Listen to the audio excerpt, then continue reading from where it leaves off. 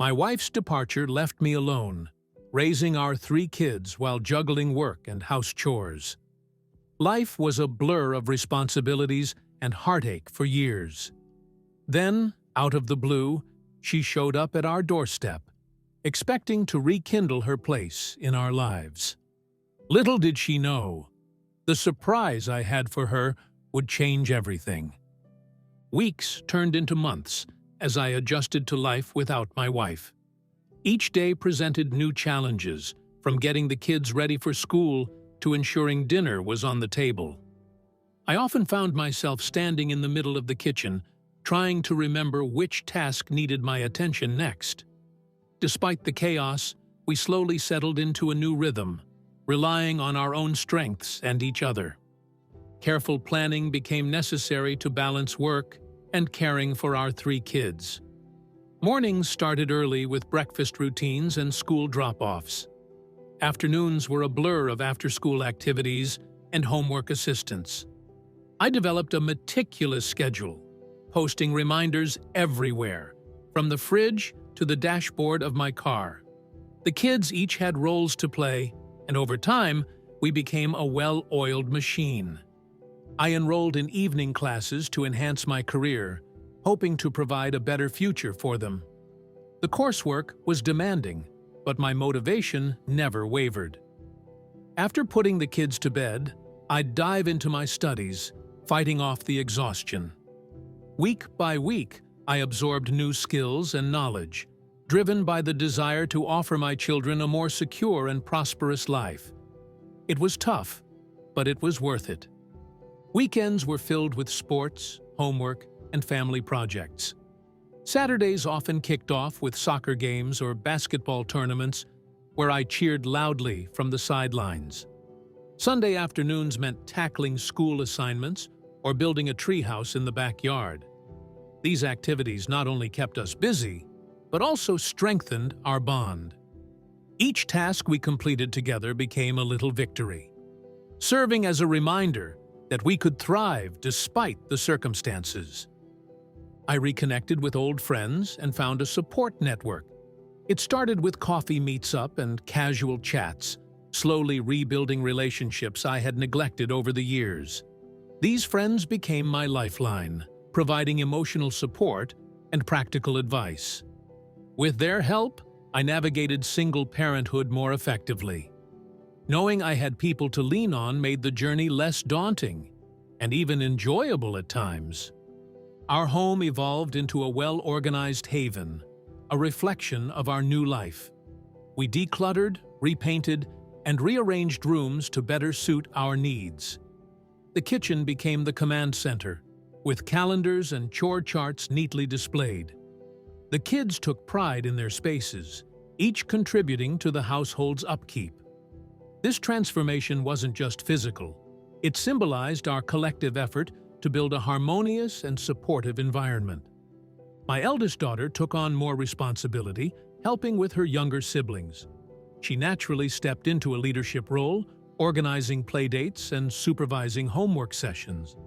Her maturity amazed me as she balanced her own schoolwork while assisting with household tasks. We often worked side by side, her presence a reassuring anchor. Through her efforts, the burden felt lighter, and our family's resilience grew stronger each day. Neighbors admired our resilience, often offering support.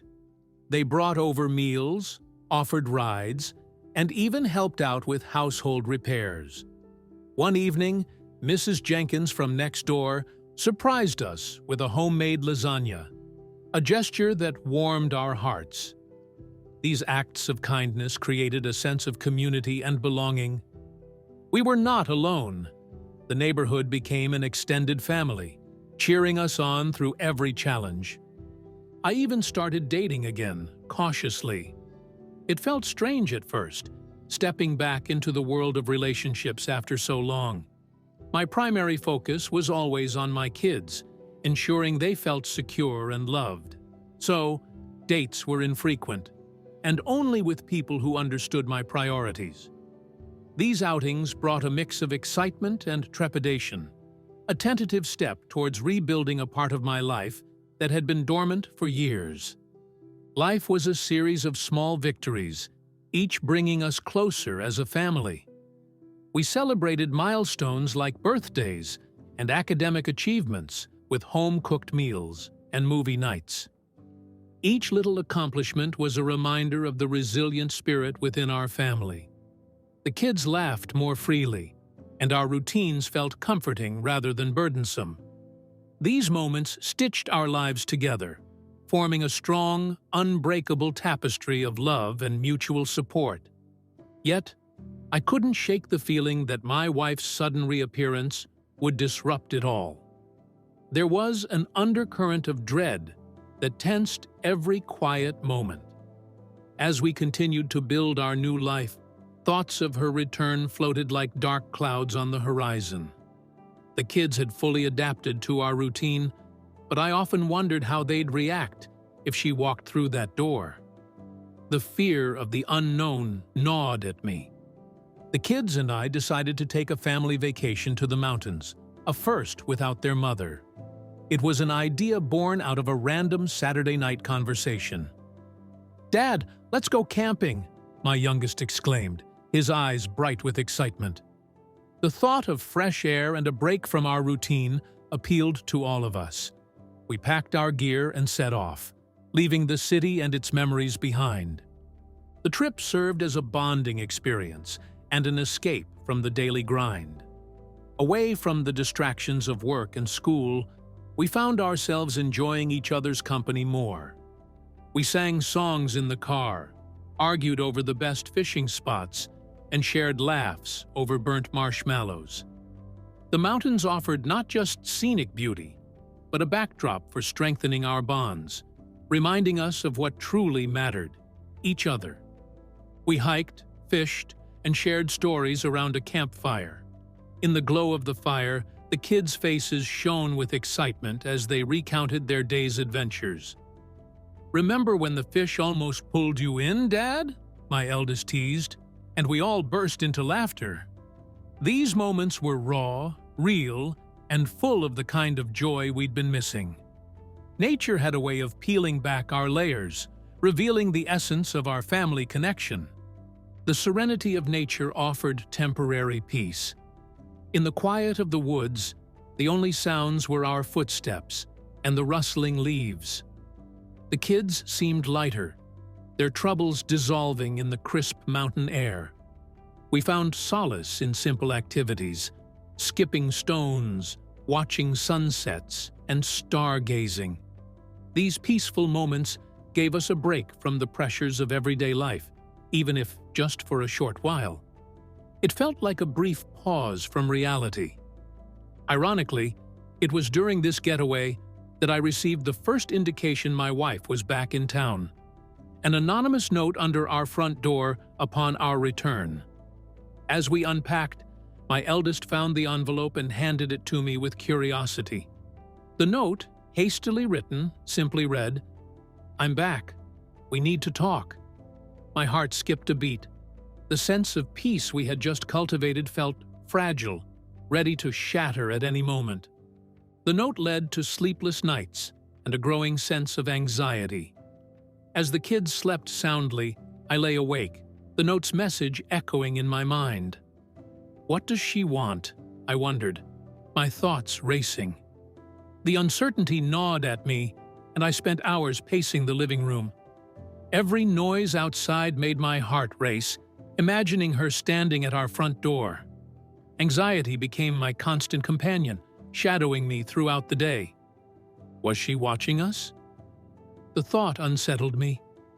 I found myself glancing over my shoulder, peering through blinds, and scrutinizing every passerby. The kids sensed my unease and asked if something was wrong. I forced a smile, reassuring them that everything was fine. But my inner turmoil was palpable.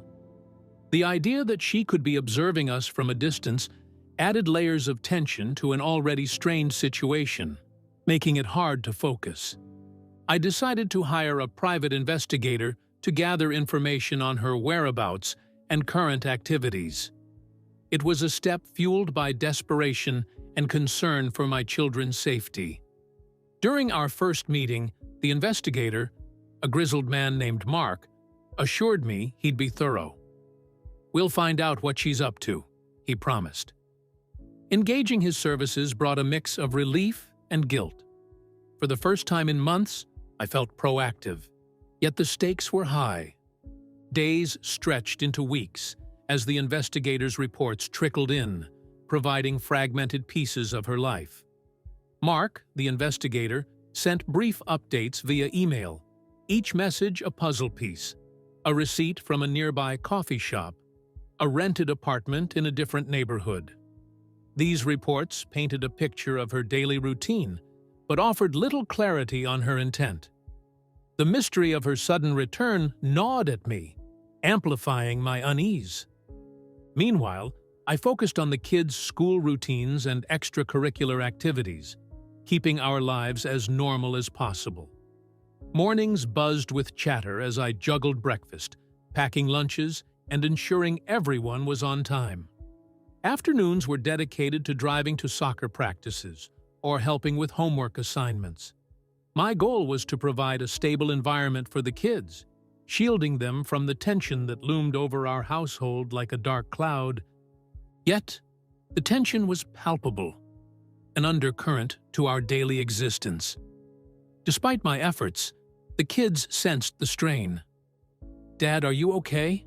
my eldest asked, her eyes filled with concern. I reassured her with a quick hug, but couldn't shake the feeling of being watched. Every sudden noise made me jump. Our home, once a sanctuary, now felt like a place where secrets lingered in every corner, casting shadows on our well-being. One Saturday afternoon, while sorting old photos, I discovered a hidden diary my wife had kept, buried in the attic. The leather-bound journal was dusty and worn, tucked away in a box of keepsakes. I picked it up cautiously, my heart pounding. Flipping through the pages, I felt a swirl of emotions, curiosity, anger, and a hint of sorrow. What had she written? Could her words offer a glimpse into her sudden disappearance?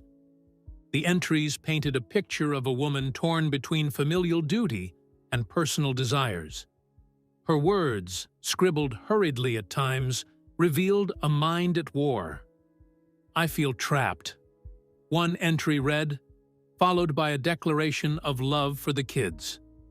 Another page questioned her life choices, asking if she could ever be truly happy. The contradictions were stark, each entry a testament to her inner conflict, pulling her in opposite directions.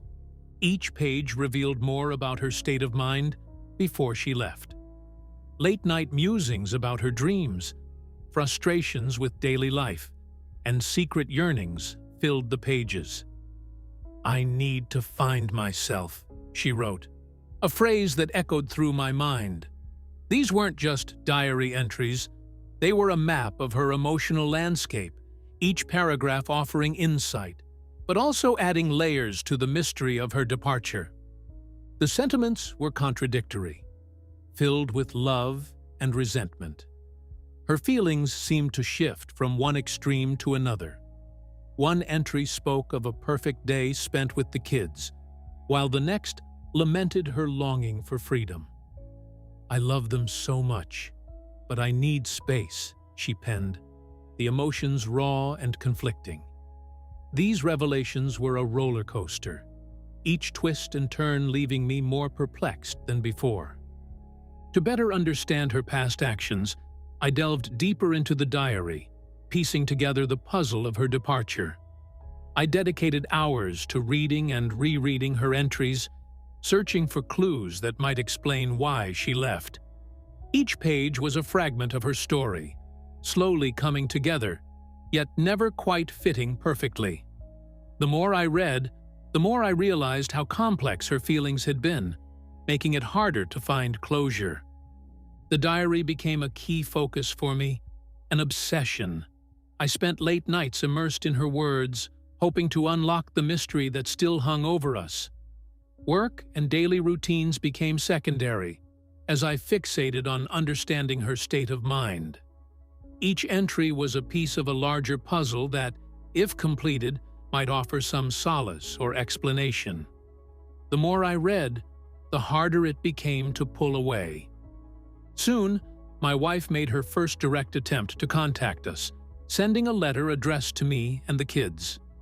Inside the envelope was a heartfelt plea, written in her familiar handwriting. "I'm so sorry for everything," it began, followed by a request to meet and discuss the future. The kids had mixed reactions. Curiosity, anger, and confusion mingled in their expressions. This letter meant I had to finally face the situation head-on. My wife's letter read like an emotional plea for forgiveness and a request to meet.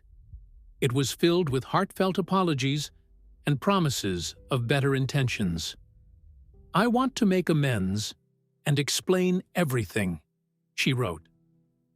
The sincerity in her words was palpable, but so was my lingering resentment. The kids were stunned, each processing the letter in their own way. For me, it was a moment fraught with mixed emotions and cautious hope. The kids had mixed feelings about the letter, leaving me with the difficult task of addressing their concerns while contemplating my next move. My eldest was cautiously optimistic. "Do you think she's really changed, Dad?" she asked. My middle child was wary, crossing his arms and frowning. My youngest just seemed confused. Their reactions mirrored my own internal conflict. I knew we needed to navigate this carefully, offering them stability amidst the emotional whirlwind. I decided to consult a therapist to guide us through these emotional upheavals. During our first session, Dr. Harris listened intently as I described our situation. "The kids need a safe space to express their feelings," she noted. The idea of therapy wasn't just about addressing the past, but preparing for the future. It wasn't an easy decision, but I hoped that professional help could offer us the tools to manage this complexity. The sessions were aimed at preparing us for any potential reunion, focusing on healing old wounds. Dr. Harris outlined a plan: individual sessions for the kids, family meetings, and one-on-one discussions with me. Each session was designed to untangle the emotions tied to their mother's absence. "It's about building a foundation of trust," Dr. Harris explained. "The goal was to mend the fractures in our family, making us more resilient and better prepared for whatever lay ahead." The therapy sessions began to reveal old scars and initiate the healing process. My eldest daughter opened up about feeling abandoned. "I've had to grow up so fast," she admitted, her voice cracking. My middle child expressed anger, while my youngest was mostly silent, absorbing it all. With each session, layers of hurt, resentment, and confusion peeled away. Healing wasn't instantaneous, but the process had started, providing us with a glimmer of hope. My youngest son was the most affected, finally expressing his feelings of abandonment. "Why did she leave us, Dad?" he tearfully asked. His question cut deep, revealing a wound I hadn't fully understood. Dr. Harris helped him articulate his fears and anger, creating a space where he felt safe to speak. His vulnerability became a turning point in our therapy, showing us all the depth of the emotional impact her absence had left. The therapist suggested gradual reintroduction if we decided to meet with her. "Start with short, supervised visits," Dr. Harris recommended. "It gives everyone time to adjust." The idea of slowly letting her back into our lives felt less overwhelming. "Think of it as a way to rebuild trust, step by step," she added. This approach offered a structured way to handle the tentative reunion, minimizing the risk of additional emotional stress for the kids. Days passed, and I finally arranged a neutral ground for the meeting, our family counselor's office. Scheduling the session added a new layer of anxiety, but also a sense of relief. Dr. Harris's office was a safe, controlled environment. "We'll take it one step at a time," she reassured me. The decision brought a tentative peace, providing a structured opportunity to face this impending reunion without plunging directly into emotional chaos. The kids' anxiety levels rose as the day approached, and I found myself grappling with conflicting emotions. My eldest daughter began having trouble sleeping, while my middle child grew increasingly irritable. "What if she leaves again?" he blurted out one evening. My youngest clung to me more tightly, seeking reassurance. Their unease mirrored my own fears, making it clear how deeply this reunion weighed on all of us. It was a challenging build-up to the meeting. Throughout it all, I remained the steady anchor for my children. Despite my own turmoil, I made sure to be there for them in every way possible. Bedtime stories, breakfast routines, and evening pep talks became our constants. "We'll get through this together," I assured them. Their questions were tough, but my answers were honest. By maintaining our regular activities and showing unwavering support, I hope to offer them a semblance of normalcy amidst the uncertainty. The day of the meeting arrived, bringing a flood of emotions. As we got ready to leave, I could sense the tension in the air. My eldest daughter fidgeted, my middle child frowned, and my youngest clung to my leg. "It's going to be okay," I reassured them, though I wasn't entirely convinced myself. The drive to the counselor's office was silent, each of us lost in our thoughts and fears, bracing for the unknown.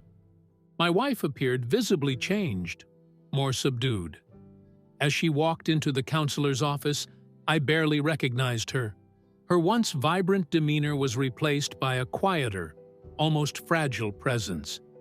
She offered a hesitant smile, her eyes scanning the room before settling on the kids. "Hi," she whispered, the word hanging awkwardly between us. The kids stared back, their faces a mixture of curiosity and wariness. This was the woman they hadn't seen in years. The initial conversations were polite, guarded. "How have you been?" she asked tentatively. My eldest, always the mature one, replied, "We've been managing." My middle child crossed his arms and looked away, while my youngest simply said, "Hi, Mom," in a shy voice. I sat silently, observing every interaction. Dr. Harris guided the conversation, asking neutral questions to ease the tension. It was all very surface level, but it was a start. We were taking baby steps. She spoke of her journey, the hardships she faced, and her regrets. "I didn't leave because I stopped loving you," she said softly, tears welling up in her eyes. "I was lost and needed to find myself." She went on to describe the sleepless nights, the guilt, and the endless wondering if she made the right choice. "I missed you all every day," she confessed. The kids listened, their expressions a mix of skepticism and empathy. The kids listened intently, torn between forgiveness and anger. My eldest asked pointed questions, probing for sincerity. "Why now, Mom? Why did you wait so long?" she demanded. My middle child remained silent, but his clenched fists spoke volumes. My youngest looked confused, unsure of what to feel. Dr. Harris facilitated, ensuring everyone had a chance to express their thoughts. This session was a roller coaster of emotions, leaving us all exhausted but somewhat relieved. As the session ended, she expressed her desire to reintegrate into our lives, a notion that left us all pondering. "I know it will take time, but I want to be part of this family again," she said, her voice trembling. The kids exchanged glances, their faces reflecting a mix of hope and doubt. As we left the counselor's office, the weight of her request hung over us. Could we really let her back in? We decided on a tentative plan, short, supervised visits, to refamiliarize her with the kids.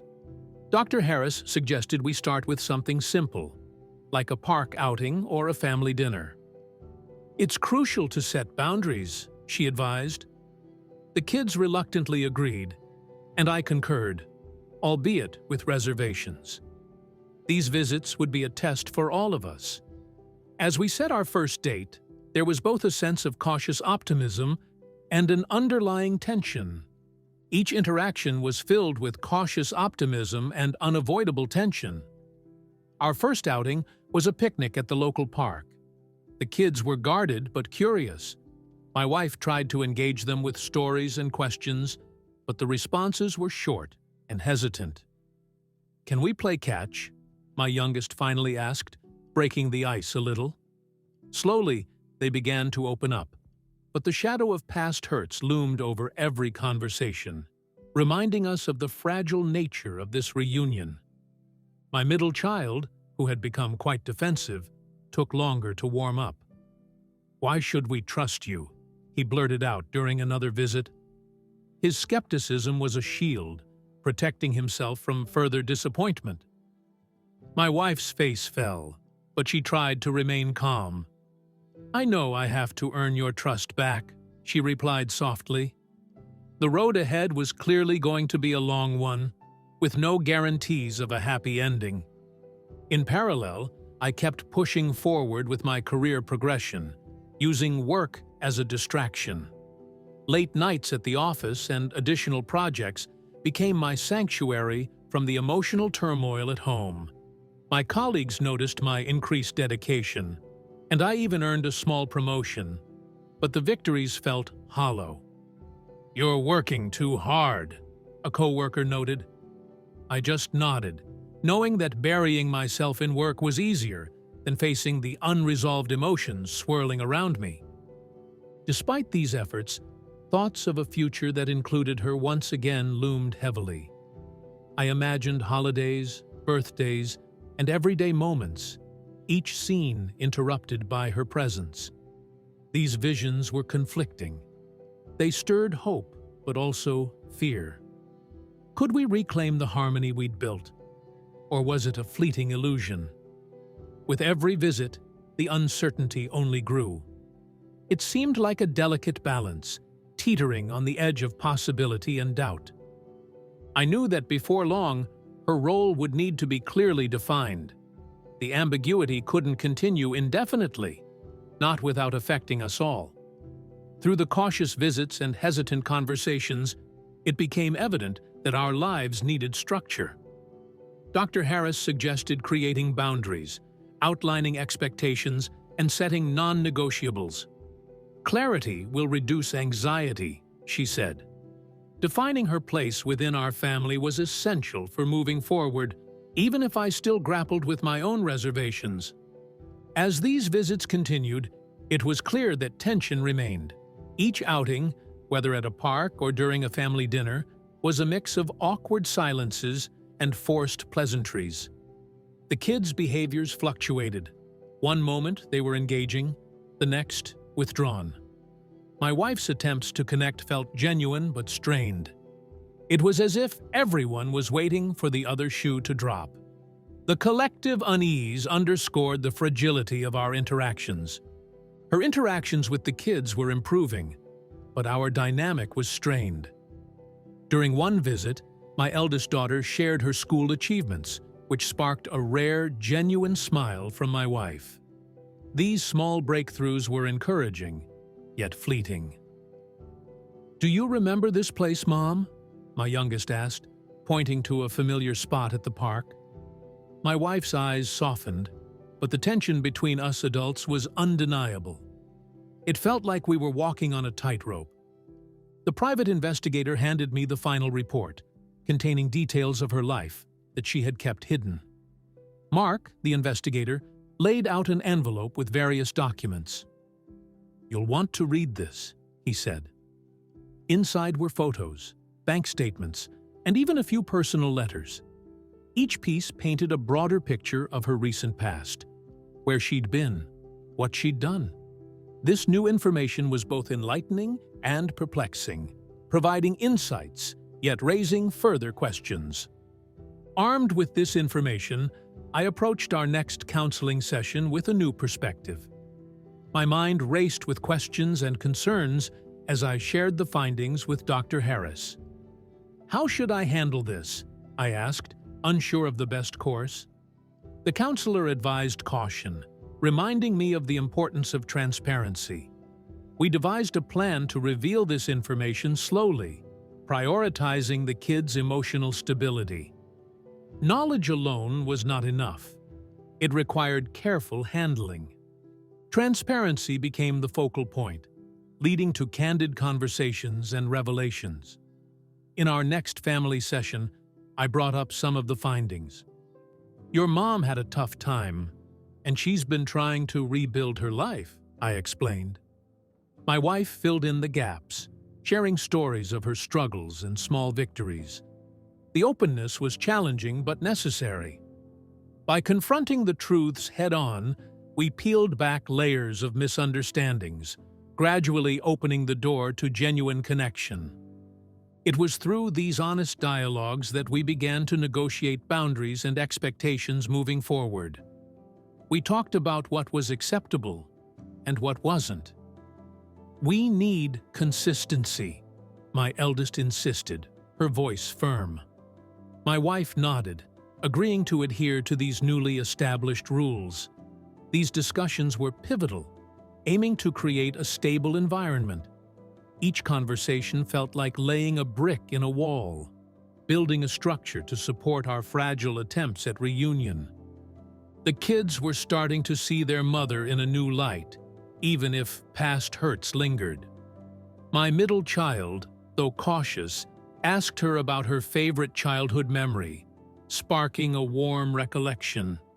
These small interactions planted seeds of understanding. "She's trying," my eldest whispered to me. It was the beginnings of a shift, slowly replacing skepticism with tentative faith. Still, the shadow of her initial departure could not be completely erased, only acknowledged. I orchestrated a final family gathering, preparing for the reveal of my surprise. The kids were curious but anxious, their faces a mix of anticipation and uncertainty. My wife, sensing the gravity of the moment, was visibly nervous. "What's this all about?" she finally asked. I gathered everyone in the living room, the atmosphere charged with suspense. This gathering was not just a meeting. It was the culmination of our journey so far, awaiting its decisive moment. As my wife tried to reconcile her place, she was handed an envelope. The kids watched with bated breath, their curiosity piqued. She hesitated for a moment before taking it, her eyes flickering with suspicion and regret. "What is this?" she asked, her voice barely above a whisper. I didn't answer immediately, letting the weight of the moment sink in. The atmosphere thickened, everyone knowing this envelope held significant implications. The papers inside were a stark reminder of her absence. Legal documents formalizing my sole custody and her limited visitation rights.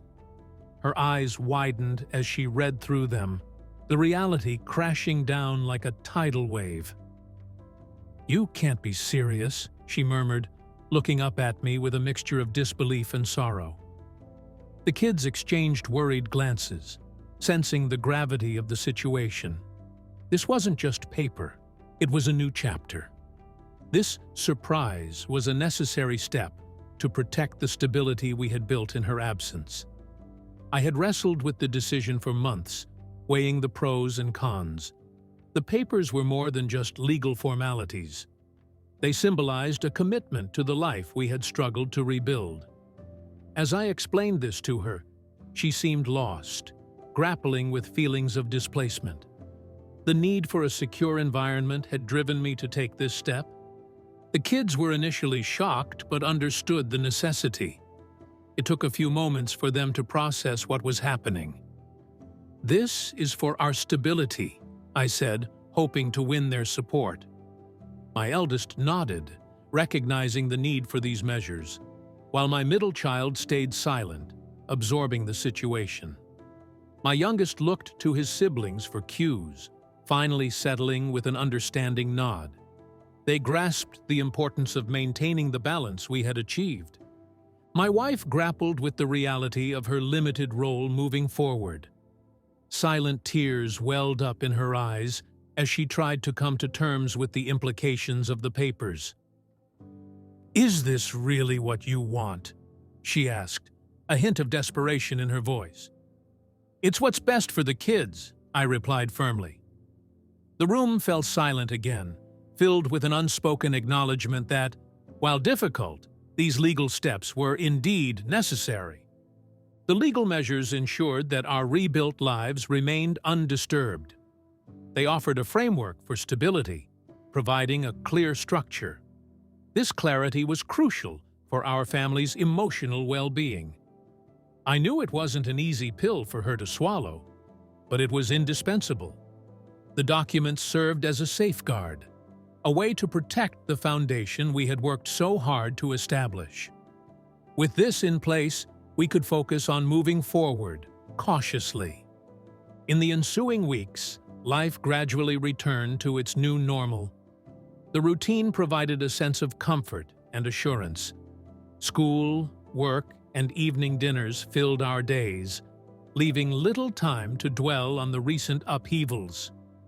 "Things feel more settled," my eldest remarked one evening. The transition wasn't seamless, but the structure helped. Each passing day restored a bit more of the peace we had come to cherish, offering a semblance of stability. The kids adapted well to the circumstances, and their resilience shone through. My middle child, who had been the most skeptical, finally started to ease up. "We're doing fine, Dad," he said, a rare moment of vulnerability. Their adaptability was a testament to their strength, giving me hope for our future. Family dinners were less strained, and laughter began to fill our home again. They demonstrated an incredible capacity to move forward, despite it all. I continued to focus on my career and our family, confident in the stability we had established. The renewed sense of purpose helped me excel at work, earning commendations from my peers. At home, the kids thrived, each finding their own rhythm. Family outings became routine, strengthening our bonds. "We're really a team now," I thought, marveling at how far we'd come. The balance between work and family life felt sustainable and fulfilling. Despite the challenges, our family emerged stronger, having navigated through uncertainty and upheaval with determination and love. Each hurdle had taught us valuable lessons, fortifying our bond. "We made it through," I said to the kids one evening, pride swelling in my chest. They smiled, knowing that our journey had made us more resilient. We had weathered the storm together, proving that our unity was unbreakable. The future felt promising, built on a foundation of shared strength and unwavering love.